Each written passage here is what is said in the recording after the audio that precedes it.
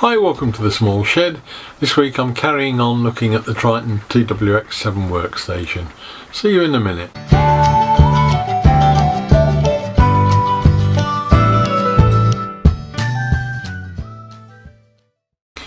Now, last week I looked at the workstation itself, the bench, and I looked at the table saw, and I think it's probably fair to say that I wasn't glowingly enthusiastic about it.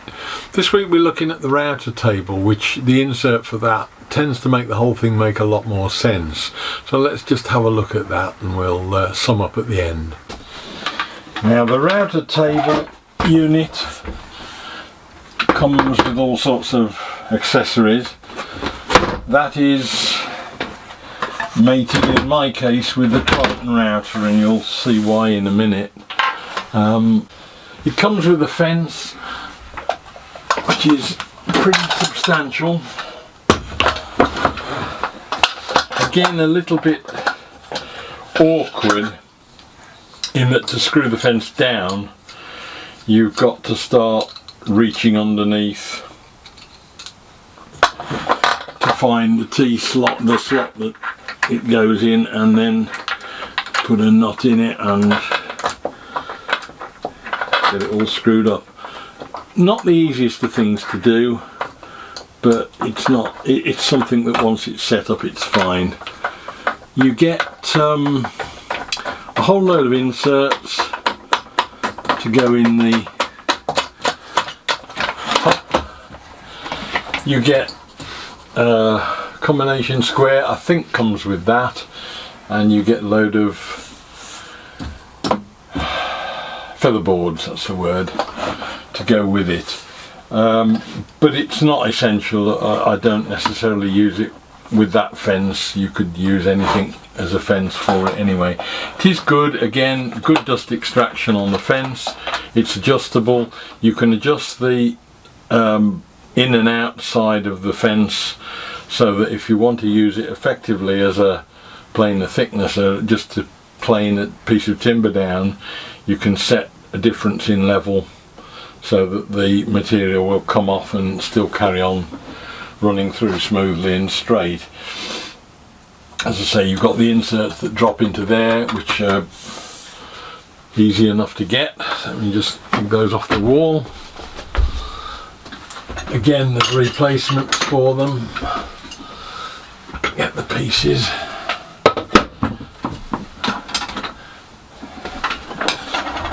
These are meant to be screwed in, but I never bother. They don't seem to cause a problem.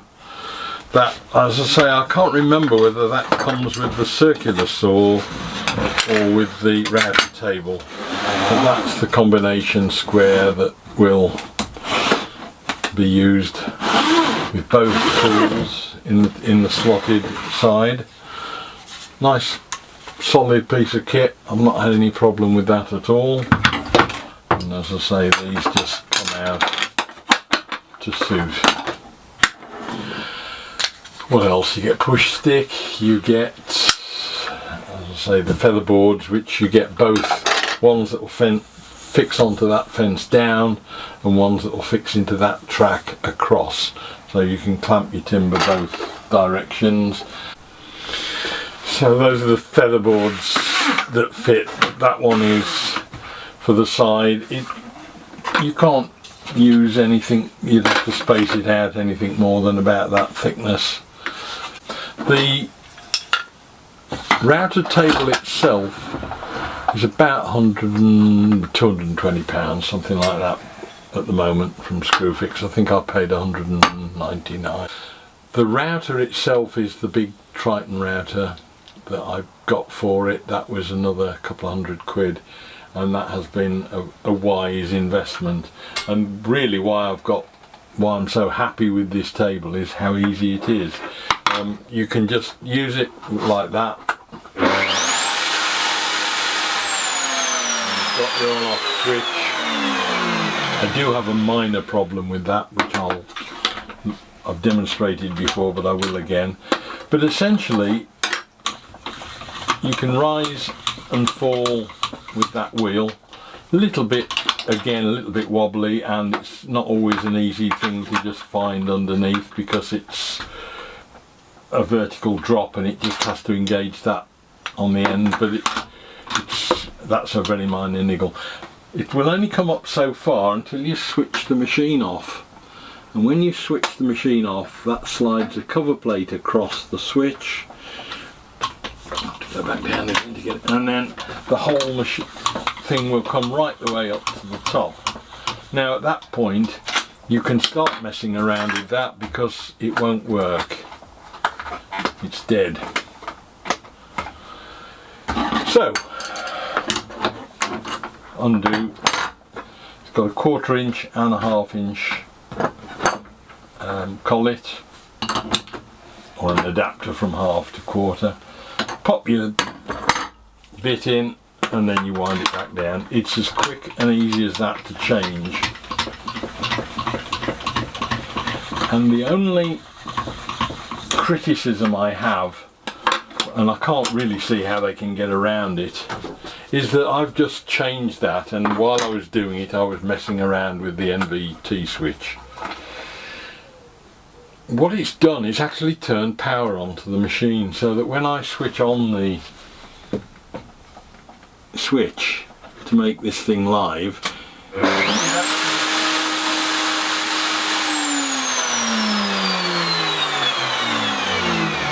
it actually starts, and I'm not over happy with that because you're underneath, you know, you've got your hand here and you go underneath or something like that and turn it on, or it's just, you could have stuff on the materials near it. I don't really know how they'd get round it. It's because there's effectively 2 switches in the circuit, but that is about the only real issue I've got with the router table. It is a brilliant piece of kit and I love it to bits. I suppose the question is, could you get just as good a job by setting a plate in the top of your MFT3 or any other workbench? And I think the answer to that is probably yes. What is making this the brilliant bit of kit is actually the Triton router that's got the lift on it, because it's so easy to come up and down by, you know, 1/2 mil or whatever and adjust the router. So that's it. I've been very harsh on it in many respects, and that's probably because it's a bit like anything. If you've been in a relationship for 2 years, you ignore all the stuff you take for granted that's brilliant, and you pick on the things that aren't quite the way you'd like them. For me, it's been a perfect piece of kit, because in this amount of space I've got a table saw which, if necessary, if I'm cutting really big timber, I can take outside. I've got the router table, which I love to bits and is great. The workbench, not quite so bothered by, but it does give me the option that if I came up with anything specialist, and I can't think what, I've got all the parts to make myself an insert that will do me something that I haven't got at the moment.